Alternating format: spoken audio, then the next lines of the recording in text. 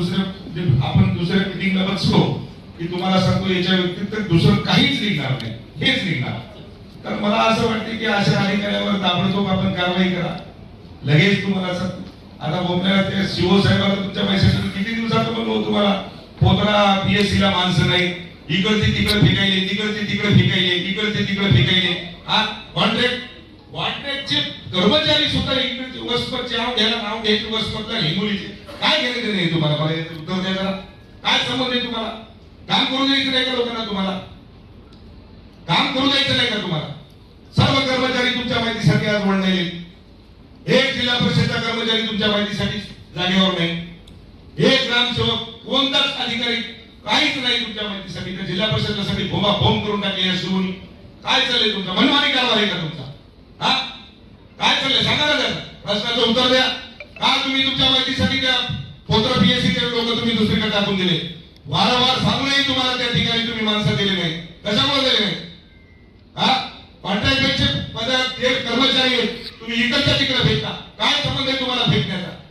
पैसे लागतात का तुम्हाला? काय लागते तुम्हाला? याचं उत्तर द्या मला चला.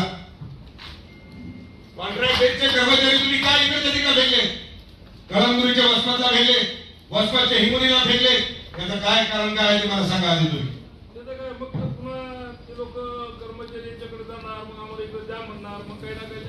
जिल्हा परिषदेच्या शिक्षकाची तीच भो एक शिक्षक तुमच्या माहितीसाठी एखाद्या शिक्षकाला सांगा की शिवचं काम बरोबर आहे का म्हणून.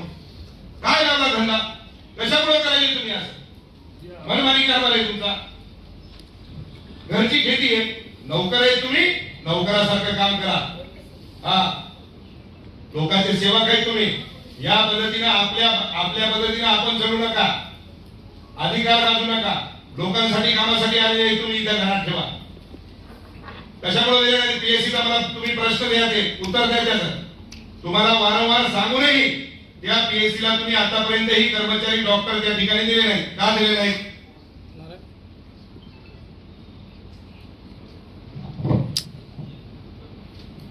शकत नाही. एक सेकंड तुम्ही डी नाही, तुमचं नियंत्रण त्याच्यावर आहे. मग तुम्ही कुणाला बोलवता ते काम करण्यासाठी? त्यासाठी राज्य शासनाने केंद्र सरकारचे मेकॉन लिमिटेड नावाची कंपनी आहे, त्याला प्रकल्प व्यवस्थापन सल्लागार म्हणून नेमलेलं आहे सर. केंद्र सरकारचं पीएससी याच्यामध्ये आता ही मीटिंग झाली ना, मला वाटते की अध्यक्ष महोदय, पालकमंत्री महोदय, आपण लगेच त्या कामावरती जाऊ. तुमच्या लक्षात येऊन जाईल किती क्वालिटीचं काम आहे. मंजूर होऊन या ठिकाणी मला वाटते की 3 वर्ष झाले. मी वारंवार आपल्याला बोललो, तुम्ही म्हणताय की तहसीलदाराला बोला, तहसीलदाराला